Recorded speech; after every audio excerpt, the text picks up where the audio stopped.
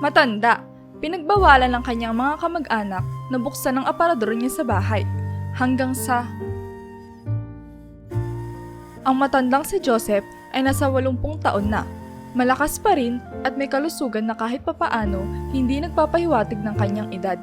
Sa tuwing dumadalaw ang kanyang mga kamag-anak at mga mahal sa buhay, madalas na napapaligiran siya ng ingay ng kanilang mga kwentuhan at tawanan. Pero kahit sa kasiyahan ng kanilang pagsasama-sama, may isang bagay na tila palaging nasa isip ng lahat. Ang misteryosong aparador na laging nakakandado sa loob ng isang silid sa bahay ni Joseph.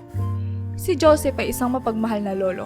Mahal na mahal niya ang kanyang mga apo at laging binibigyan ng oras at atensyon sa tuwing sila'y bumibisita. Ngunit sa kabila ng kanyang pagiging mapagbigay, hindi maikakaila na may bahagi ng kanyang pagkatao na nananatiling lihim sa lahat, lalo na sa kanyang mga batang apo. Isa sa mga pinakamausisang apo ni Joseph ay si Chandler, isang batang puno ng enerhiya at imahinasyon. Lolo, ano po ba ang laman ng aparador na iyon?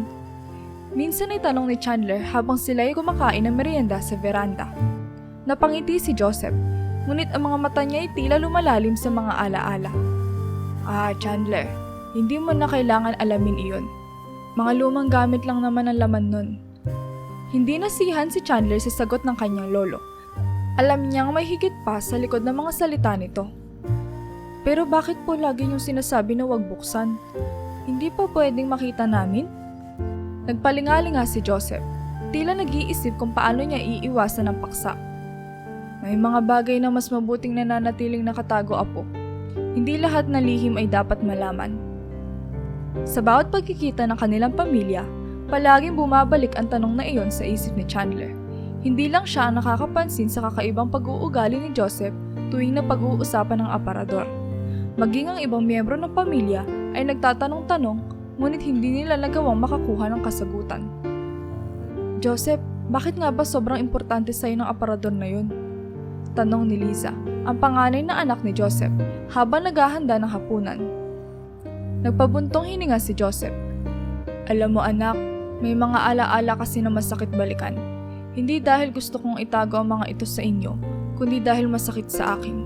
Ang huling nakakita ng laman niyon ay ang inyong ina na si Perlita. Napatigil si Liza. Matagal nang patay ang kanyang ina. 20 taon na ang nakalipas. Ang mga alaala ng kanilang pagsasama ay minsang masakit ngunit puno ng pagmamahalan. Kung ganoon, bakit hindi mo na lang ikwento sa amin ang laman ng aparador? Para naman hindi na kami magtanong pa. Ngunit hindi umimik si Joseph.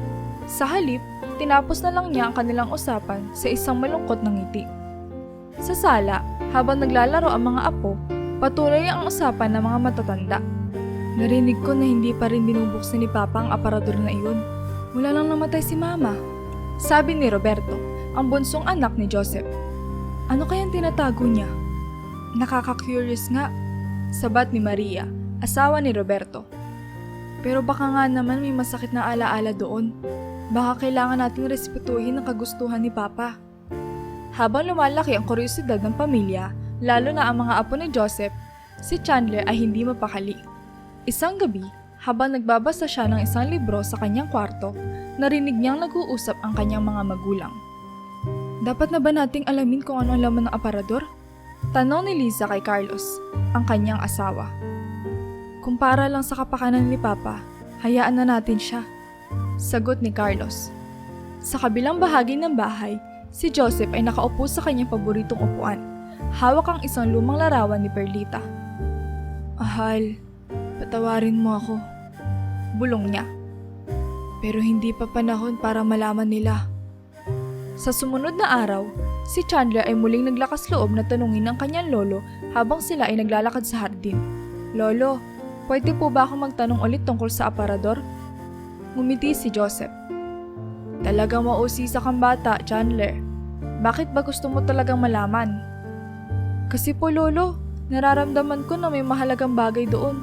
Gusto ko pong maintindihan kayo at ang nakaraan. Napatingin si Joseph sa malayo. Tila may hinahanap sa kawalan. Chandler, may mga bagay na masyadong masakit alalahanin. Ang laman ng aparador na iyon ay bahagi ng isang mahirap na kabanata sa buhay ko. Ayokong balikan iyon dahil baka masaktan ulit ako. Nagulat si Chandler sa narinig. Pero lolo, di ba mahalaga din na matuto kami mula sa nakaraan nyo? Oo, apo. Pero may tamang panahon para sa lahat ng bagay. Sabi ni Joseph, habang marahang hinahaplos ang ulo ng apo. Sa ngayon, hayaan mong manatiling lihim ang laman ng aparador. At sa bawat araw na dumadaan, ang misteryo ng aparador ay lalong bumibigat sa isipan ng mga kamag-anak ni Joseph. Ang kanilang kuryosidad ay patuloy na lumalaki. Ngunit sa kabila nito, nariyan ang paggalang sa kagustuhan ng kanilang mahal na lolo. Ang kwento ng aparador ay tila isang malaking bahagi ng kanilang pamilya na patuloy na naghihintay ng tamang oras para mabuksan. Sa kabila ng lahat ng katanungan, isang bagay lang ang malinaw. Ang aparador ay hindi lamang isang simpleng piraso ng muebles. Ito ay simbolo ng nakaraan, ng mga alaala at ng isang pag-ibig na tumagal ng maraming taon. Sa ngayon, mananatili itong nakakandado. Isang misteryo na patuloy na magbibigay kulay at hiwaga sa buhay ng pamilya ni Joseph. Minsan, sa isang malamig na umaga ng Oktubre, nagtipon-tipon ang buong pamilya ni Lolo Joseph upang ipagdiwang ang kanyang ika-80 kaarawan. Ang bahay ni Lolo Joseph ay puno ng tawanan at kwentuhan. Ang mga batang apo ay naglalaro sa hardin habang ang mga matatanda naman ay abala sa paghahanda ng pagkain at pakikipagkwentuhan. Happy birthday, Papa! Sigaw ni Lisa habang iniaabot ang isang malaking kahon na may ribbon. Ano kaya ang wish mo ngayong 80 ka na? Ngumiti si Joseph at tumingin sa mga apo. Ang wish ko ay magpatuloy tayong magkakasama at masaya. Walang tatalo sa kasiyahan kapag kasama ang pamilya. Habang patuloy ang selebrasyon, may narinig na kakaibang ingay mula sa itaas ng bahay. Ang tunog ng mga kaluskos at tila nagmamadaling yapak ay pumukaw ng pansin ng mga bata. Ano iyon? Tanong ni Chandler, na agad tumakbo paakyat upang alamin ang pinagmulan ng ingay. Chandler, sandali! Sigaw ni Lisa. Ngunit huli na. Naroon na si Chandler sa itaas, malapit sa silid kung saan naroon ang aparador. Narinig ni Lolo Joseph ang ingay at kahit mahina na ang kanyang katawan, agad siyang tumayo at pumunta sa itaas. Huwag kayong mag-alala, ako na ang bahala dito. Sabi niya, habang umaakyat ng hagdan. Pagdating sa itaas, nakita niyang bukas ang pinto ng silid at naroon si Chandler na nakatayo sa labas ng aparador. Tila nagtataka. Lolo, may tao sa loob! Sigaw ni Chandler, sabay turo sa aparador. Agad na nilapitan ni Joseph ang aparador at sinubukang buksan ito. Ngunit nakakandado pa rin ito. Walang tao dito, Chandler. Baka nahihilo ka lang. Sabi niya sa apo habang niyayakap ito.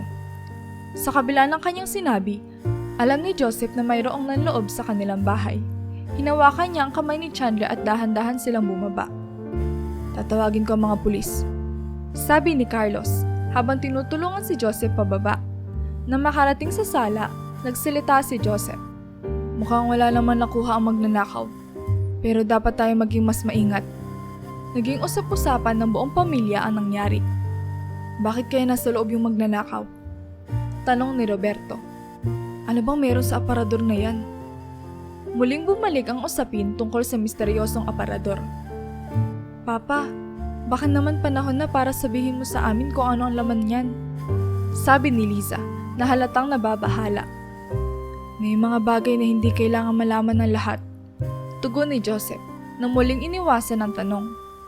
Ang importante, ligtas tayo. Ngunit hindi lahat ay kontento sa sagot na iyon. Baka naman mangkukulam si Lolo. Bulong ng isa sa mga apo kay Chandler. Kaya ayaw niya ipakita ang laman ng aparador. Naku, huwag ka nga mag-isip ng ganyan. Sagot ni Chandler. Siguro may dahilan lang talaga si Lolo. Paglipas ng ilang buwan, muling bumalik si Chandler at ang kanyang ina sa bahay ni Lolo Joseph para sa bakasyon. Tuwing bakasyon, laging masaya si Chandler na makasama ang kanyang lolo. Mahilig silang maglaro at magkwentuhan sa hardin. Lolo, kwento ka naman tungkol sa kabataan mo. Sabi ni Chandler habang nakaupo sila sa ilalim ng puno ng mangga.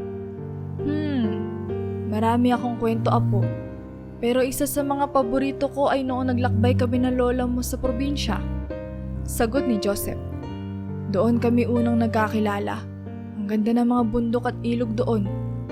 Napangiti si Chandler. Ang saya naman ng kwento ninyo, Lolo. Pero paano po si Lola Perlita? Napabuntong hininga si Joseph.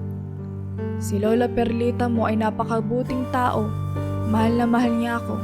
At ang pamilya natin. Hanggang sa huling sandali kasama ko siya. Isang araw, habang naglalaro si Chandler sa itaas, narinig niya muli ang kaluskos mula sa loob na nakakandadong silid. Ano kaya yun? Bulong niya sa sarili. Hindi na siya nakapagpigil at lumapit sa pinto. Sinubukan niyang buksan ang pinto. Ngunit sa pagkakaalam niya, ito'y palagi nakakandado. Nang hawakan niya ang doorknob, narinig niya ang boses ni Lolo Joseph mula sa likuran. Chandler, anong ginagawa mo dyan? Malakas na tanong ng matanda. Nagulat si Chandler at agad na napaiyak. Sorry po, Lolo. Curiosity lang po. Lumapit si Joseph at niyakap ang umiiyak na apo. Huwag kang mag-alala, apo. Naiintindihan ko. Pero dapat makinig ka na lang, ha?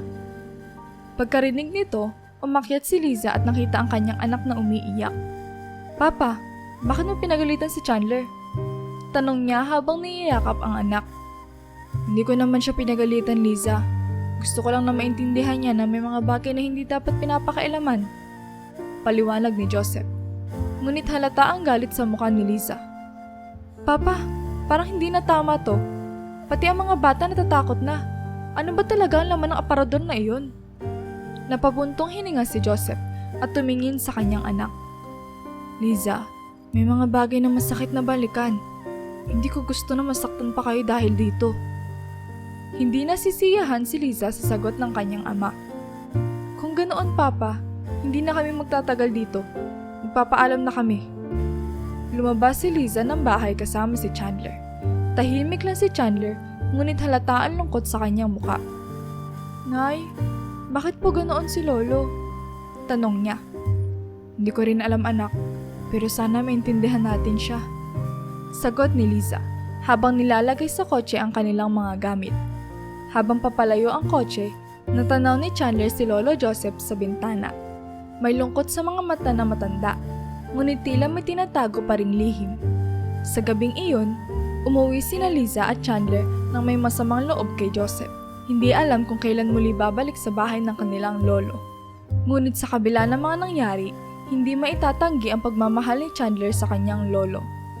Alam niyang kahit anong mangyari, mahal na mahal niya ang kanyang lolo at sana'y dumating ang araw na mabubuksan din ang misteryo ng aparador. Hindi lamang sa kanila, kundi pati na rin sa puso ng kanyang lolo. Lumipas pa ang mga taon at si Chandler ay ngayon isang 16 na anyos na binata.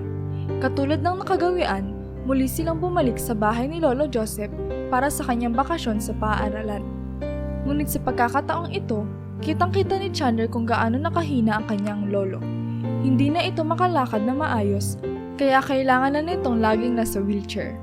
Kahit na ganoon, masaya pa rin si Chandler na makasama ang kanyang lolo at magkwentuhan. Lolo, kamusta na po kayo? Tanong ni Chandler habang tinutulungan niyang umupo si Joseph sa beranda. Po, ganito talaga pag tumatanda na. Sagot ni Joseph habang umingiti. Pero masaya akong nandito ka ulit. Naaawa si Chandler sa panghihina ng kanyang lolo. Ramdam niya na malapit nang kunin si Joseph sa kanila. Kaya naman ginugol niya ang halos lahat ng oras niya para makasama ito. Tuwing umaga, sinasamahan niya ang lolo niyang mag-almusal sa hardin. At tuwing hapon naman, binabasahan niya ito ng mga libro. Isang gabi, habang natutulog si Chandler at Joseph sa iisang kwarto, naalimpungatan si Chandler. Nakita niya ang kanyang lolo na nakaupo sa tabi ng bukas na bintana. Nakatingin sa mga bituin at tahimik na umiiyak. Agad siyang bumangon at lumapit sa lolo niya. Lolo, bakit po kayo umiiyak? Tanong ni Chandler, puno ng pag-aalala. Tumingin si Joseph kay Chandler. May lungkot sa kanyang mga mata. Naaalala ko ang iyong lola. Sabi niya, ang boses ay punong-puno ng emosyon. Mahal na mahal ko siya, Chandler. Hindi ako makapaghintay na magkita kami ulit. Niyakap ni Chandler ang kanyang lolo. Pilit na pinapalakas ang loob nito. Lolo, nandito po kami para sa inyo. Mahal na mahal namin kayo. Lumipas ang 1 linggo, si Joseph ay biglang sinugod sa ospital dahil sa kanyang kalusugan. Nagtipon-tipon ang mga anak, apo, pamangkin at lahat ng kamag-anak niya sa ospital upang malaman ang huling pamamaalam ni Joseph. Ang buong silid ay punong-puno ng kalungkutan at pangamba. "Papa, may gusto ka bang sabihin sa amin?" Tanong ni Liza habang hawak ang kamay ng kanyang ama. "Mga anak, mga apo," simula ni Joseph. Mahina at puno ng hinanakit ang kanyang boses. "Gusto ko mangako kayo sa akin. Kahit anong mangyari, wag na wag ninyong bubuksan ang aking aparador. Kung gusto ninyong manatiling masaya at buo ang ating pamilya, sundin ninyo ito." Nagsitanguan ang lahat. Ang kanilang mga muka ay puno ng luha. "Nangangako kami, Papa," sabi ni Roberto, habang pinapahid ang mga luha sa kanyang pisngi. "Hindi namin bubuksan ang aparador." Isang malungkot na ngiti ang sumilay sa labi ni Joseph. "Salamat. Mahal na mahal ko kayong lahat." At sa araw na iyon, si Joseph ay pumanaw. Iniwan ang kanyang pamilya na puno ng kalungkutan. Sobrang sakit ng nararamdaman ni Chandler. Tumakbo siya palabas ng ospital habang umiiyak. Durog ang puso. Sa kanyang pagbalik sa bahay ng kanyang lolo, bawat sulok ay tila puno ng alaala ng kanilang masayang pagsasama mula bata pa siya. Sa bawat hakbang niya sa loob ng bahay, naaalala niya ang mga pagkakataong magkasama sila ni Joseph. Ang mga kwentuhan, ang mga tawanan, at ang mga aral na itinuro sa kanya. Nakatayo siya sa harap ng silid na naglalaman ng aparador. Ang kandado ay tila isang simbolo ng mga lihim na hindi na kailanman mabubunyag. "Pinapangako ko, Lolo, na hindi ko papabayaan ang aparador na ito." Bulong ni Chandler sa sarili habang pinupunasan ang mga luha. "Bilang pagpapakita ng paggalang at pagmamahal ko sa inyo." Habang lumipas sa mga araw, si Chandler ay naging bantay ng lihim ng kanilang pamilya. Lagi niyang tinitiyak na walang makakapasok sa silid na naglalaman ng aparador. Ang bawat miyembro ng pamilya ay patuloy na nirerespeto ang huling hiling ni Joseph. Bagaman hindi nila maiwasang magtanong-tanong kung ano nga ba ang nasa loob ng aparador. "Chandler, naiintindihan mo ba kung bakit sobrang importante ng aparador na iyon kay Lolo?" Tanong ni Liza, isang hapon habang sila'y nag-uusap sa veranda. "Hindi ko rin po alam, Nay. Pero ang alam ko lang, mahal na mahal ni Lolo si Lola Perlita. Siguro may kinalaman iyon sa kanilang pag-ibig." Sagot ni Chandler na tila iniisip kung ano nga ba talaga ang nasa likod ng misteryo. "Siguro nga," sagot ni Liza na may bakas ng lungkot sa kanyang boses.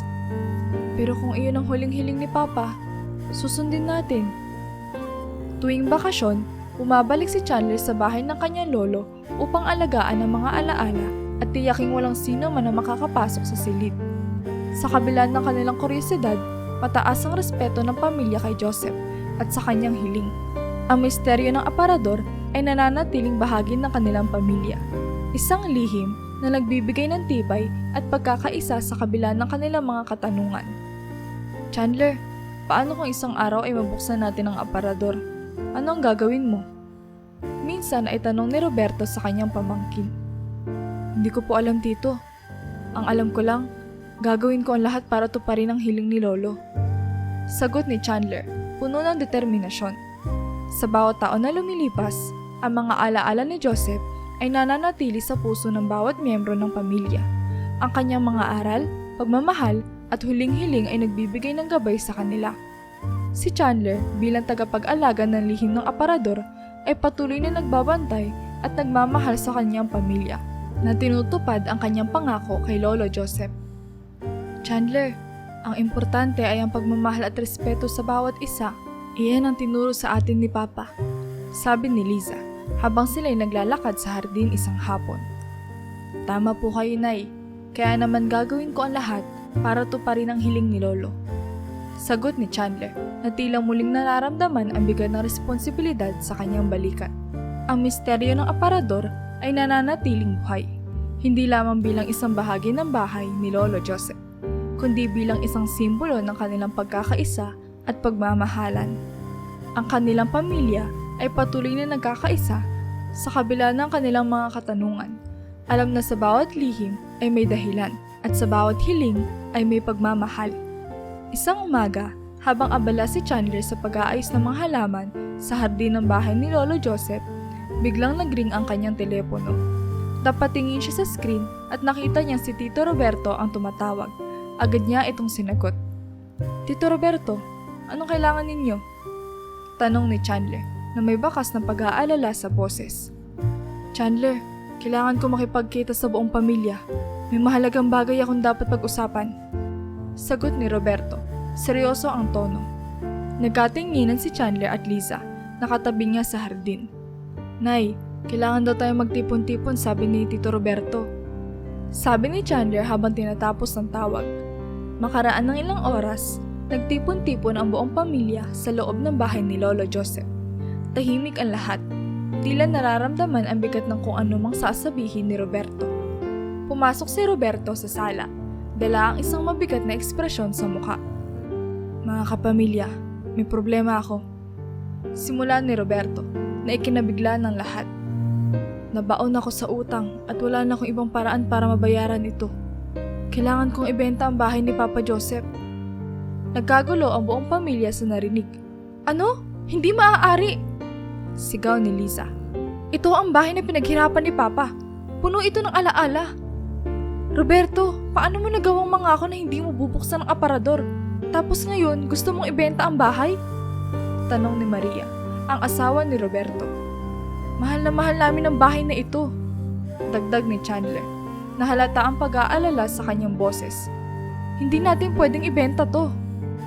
Ngunit tila hindi nagpapaapekto si Roberto sa mga sinasabi ng kanyang mga kapamilya. Wala na kayong magagawa. Patay na si Papa at kailangan ko itong gawin para mabuhay. Ngunit hindi doon natapos ang revelasyon ni Roberto. At isa pa, gusto ko nang buksan ang aparador na laging binabantayan ni Papa noong nabubuhay pa siya. Roberto, hindi pwede! Sabay-sabay na umalma ang lahat. Iyan ang huling hiling ni Papa. Wala akong pakialam. Sagot ni Roberto. May halong galit sa boses. Gagawin ko ito para mabayaran ang mga utang ko. 2 araw ang makalipas, dumating ang araw na susubukan ng buksan ni Roberto ang silid na naglalaman ng aparador. Hindi mapakali si Chandler habang binabantayan ang pintuan. Nang maramdaman niya ang pagdating ni Roberto, agad siyang humarang sa pintuan. Tito Roberto, please naman po, huwag ninyong gawin ito. Pakiusap ni Chandler, puno ng emosyon. Ngunit hindi na nagpatumpik-tumpik pa si Roberto. Umalis ka dyan, Chandler. Utos niya sabay tulak sa pamangkin. Napahiga si Chandler sa sahig habang sinira ni Roberto ang pinto ng silid. Agad siyang pumasok at tumungo sa aparador. Roberto, wag! Sigaw ni Liza mula sa labas ng silid, ngunit huli na. Sa pagbukas ni Roberto ng aparador, biglang bumagsak mula dito ang mga alahas at mga gintong kumikinang. Ang silid ay napuno ng liwanag mula sa kinang ng mga kayamanan na maaaring sobra pa sa 10 milyon ang halaga. Nagulat si Roberto maging si Chandler. Ano to? Bulalas ni Roberto habang namamangha sa kayamanan. Ngayon ko lang nakita ang ganitong karaming alahas. Ngayon, alam na natin kung bakit ayaw ipabukas ni Lolo Joseph ang aparador. Sabi ni Chandler habang pinupulot ang ilang piraso ng alahas. Pero bakit kaya niya tinago ang lahat ng ito? Sa kabila ng kanilang pagtataka, agad na pinigilan ni Chandler si Roberto. Tito, hindi mo pwedeng angkinin lahat ng ito. Ito'y para sa ating lahat, sa buong pamilya. Ngunit tila nilamon na ng pera si Roberto. Hindi, Chandler. Kailangan ko ito para mabayaran ang utang ko. Ito ang solusyon sa lahat ng problema ko. Lumipas ang gabi at tanging si Roberto at Chandler lang ang nakakaalam patungkol sa laman ng aparador. Hindi rin alam ni Chandler kung ano ang gagawin niya at kung ano nga ba ang totoong dahilan ni Lolo Joseph kung bakit ayaw nitong malaman ng iba ang kanyang kayamanan. Chandler, ano sa tingin mo ang dapat nating gawin? Tanong ni Roberto habang tinititigan ang mga alahas. Tito, kailangan nating malaman kung bakit itinago ito ni Lolo Joseph. Sagot ni Chandler. Baka may dahilan kung bakit ayaw niyang malaman natin to. Chandler, hindi mo maiintindihan. Sagot ni Roberto, puno ng determinasyon. Kailangan ko ito, at kung hindi mo ako tutulungan, gagawin ko itong mag-isa. Napabuntong hininga si Chandler. Tito, naiintindihan ko na kailangan mo ng pera. Pero kailangan nating isipin kung ano ang mas tama para sa lahat. Habang lumilipas sa mga araw, patuloy na iniisip ni Chandler kung ano nga ba ang dahilan ng kanyang lolo. Bakit nga ba itinatago ni Lolo Joseph ang ganitong kayamanan? Ano ang nais nitong iparating sa kanila? Sa kanilang mga pagtatalo, hindi maiwasang mag-isip ni Chandler ng iba pang paraan para maresolba ang kanilang problema. Tito Roberto, baka naman pwedeng maghanap tayo ng ibang paraan para mabayaran ang mga utang mo. Hindi naman kailangang ibenta ang bahay at ang kinin ng mga alahas. Chandler, walang ibang paraan. Kailangan ko itong pera ngayon. Sagot ni Roberto, na tila nawawalan na ng pag-asa. Sa bawat gabi, hindi makatulog si Chandler sa pag-iisip kung ano nga ba ang gagawin. Sa kanyang isip, palaging bumabalik ang alaala ng kanyang lolo. Lolo, bakit mo itinago ang mga lahas na ito? Ano ang nais mong iparating sa amin? Isang umaga, nagising si Chandler na puno ng determinasyon. Tito Roberto, mag-usap tayo.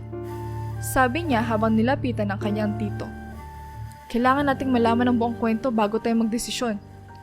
Napabuntong hininga si Roberto at tumango. Sige Chandler, makikinig ako. Lumipas ang araw na iyon na puno ng pag-uusap at pagtatalo. Si Chandler ay patuloy na nagpipilit na hanapin ang tunay na dahilan kung bakit itinago ni Lolo Joseph ang mga alahas, habang si Roberto ay patuloy na nagpupumilit na gamitin ito para sa kanyang sariling kapakanan. Chandler, ano ba talaga ang gusto mong mangyari? Tanong ni Roberto sa wakas. Tila nawawalan na ng pasensya. Tito, gusto ko lang malaman ang buong katotohanan. At kung alam na natin ang lahat, saka tayo magdesisyon. Sagot ni Chandler, puno ng determinasyon. Habang lumilipas sa mga araw, si Chandler ay patuloy na nag-iisip at nagtataka. Sa kanyang puso, alam niyang kailangan nilang respetuhin ang huling-hiling ng kanyang lolo. Ngunit paano niya mapipigilan si Roberto na gawin ang nais nito? Sa bawat hakbang na ginagawa ni Chandler, alam niyang kailangan niyang maging matatag at determinado. Alam niyang sa huli, ang pagmamahal at respeto sa kanyang lolo ang magbibigay ng gabay sa kanilang lahat. Chandler, kailangan natin magdesisyon. Sabi ni Roberto habang tinitingnan ang mga alahas. Tito, maghintay tayo. Maghanap tayo ng ibang paraan. Iyan ang huling hiling ni Lolo. Sagot ni Chandler na umaasa na sana'y marinig ng kanyang tito ang kanyang pakiusap. Sa patuloy na paghahanap ni Chandler ng mga paraan upang malaman kung anong gagawin nila sa mga alahas at pera, napansin niyang may isang lumang kahon sa ilalim ng kama ng kanyang Lolo Joseph. Agad niyang kinuha ito at binuksan, sa pag-asa makahanap ng sagot sa kanyang mga tanong. Sa loob ng kahon, natagpuan niya ang mga lumang liham na tila mga alaala ng nakaraan. Habang binabasa ni Chandler ang mga liham, napansin niya nagsimula ang mga ito noong panahon ng digmaan. Ang mga sulat ay naglalaman ng mga kwento ng kanilang mga ninuno, kung paano nila nakuha ang mga alahas mula sa mga dating sundalong Hapon. Sa isang liham, nabanggit kung paano ibinigay ng mga sundalo ang mga alahas sa kanilang mga ninuno bilang kabayaran sa mga serbisyong ibinigay ng pamilya. Chandler, ano yung binabasa mo? Tanong ni Liza nang makita niyang abala ang anak sa pag-aaral ng mga liham. Nay, tingnan ninyo ito. Sagot ni Chandler habang iniaabot ang isa sa mga sulat. Nagmula pala sa mga sundalong Hapon ang mga alahas na ito. Ibibigay sa mga ninuno natin kapalit ng mga serbisyong ibinigay nila. Habang binabasa ni Liza ang liham, tila lumulubog ang puso niya sa mga natuklasan. Grabe Chandler, hindi ko akalaing may ganito palang kasaysayan ng mga alahas na iyan. Sa patuloy na pagbasa ni Chandler, natagpuan niya ang mga sulat na nagkukwento kung paano nagpatayan ng kanilang mga kamag-anak upang makuha ang kayamanan. Ang mga tiyuhin ni Joseph, pati ang kanyang ama, ay nagkaroon ng matinding alitan na nauwi sa trahedya. Mahal kong Joseph. Basa ni Chandler sa isang liham na mula sa asawa ni Joseph na si Perlita. Hindi ko matatanggap ang nangyari sa ating pamilya. Ang kayamanang ito ay naging dahilan ng pagkawasak ng ating mga mahal sa buhay. Alam kong mahirap, pero kailangan natin itong itago. Hindi na natin dapat hayaan na mangyari pa muli ang ganito. Hindi mapigilan ni Chandler na maluha habang binabasa ang mga huling bahagi ng liham. Nadurog ang puso ni Lolo Joseph dahil sa mga nangyari. Bulong niya sa sarili. Kaya pala ginawa niya lahat para itago ang mga ito. Agad niyang kinuwento ang lahat ng kanyang natuklasan sa kanyang mga magulang at mga tito at tita. Nagtipon-tipon sila sa sala. Bawat isa ay tahimik at nag-iisip sa mga narinig mula kay Chandler. "Roberto, narinig mo ang lahat ng iyon," sabi ni Liza habang hawak ang liham. "Hindi mo pwedeng ipilit ang gusto mo. Ang kayamanan na ito ang naging dahilan ng pagkawasak ng ating pamilya noon." Natahimik si Roberto. Tila nag-iisip ng malalim. "Hindi ko alam," sabi niya sa wakas. "Kailangan ko ng pera, pero hindi ko rin gustong masira ang pamilya natin." "Hindi natin kailangan mag-away dahil dito," sabi ni Chandler, puno ng emosyon. "Pwede nating ipamahagi na lang sa mga nangangailangan ng pera at ang mga kayamanan para hindi tayo magtalo-talo." Nakita ni Roberto ang determinasyon sa mukha ni Chandler. "Chandler, tama ka. Hindi ko gustong maging dahilan ng gulo ang kayamanang ito." Nagyakap si Roberto at Chandler, tanda ng kanilang pag-aayos. "Patawad, Chandler.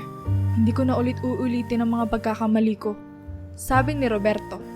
Lumipas ang gabi at nag-usap ang buong pamilya. Naging maliwanag sa kanilang lahat na ang huling-hiling ni Joseph ay para sa kapakanan ng kanilang pamilya. Hindi nila kayang hayaan na muling mangyari ang trahedyang naganap noon. "Ang pinaka-importante ay ang ating pagkakaisa," sabi ni Maria. "Iyan ang itinuro sa atin ni Papa Joseph." Nagpasya silang ibahagi ang mga alahas at pera sa mga nangangailangan. Naging masaya ang buong pamilya sa desisyong ito. Alam nilang ginawa nila ang tama para sa kanilang lolo at sa kanilang sarili. Sa paglipas ng mga araw, hindi nila binenta ang bahay ni Lolo Joseph. Sa halip, ang pamilya nila Chandler ang tumira dito. Alinsunod sa hiling ng kanilang lolo na mapanatili ang bahay bilang simbolo ng kanilang pagkakaisa at pagmamahalan. Isang hapon, habang nag-aayos si Chandler ng mga lumang gamit sa bahay, naramdaman niya may presensya sa likod niya. Paglingon niya, tila nakita niya ang isang malabong anyo ni Lolo Joseph na nakangiti sa kanya.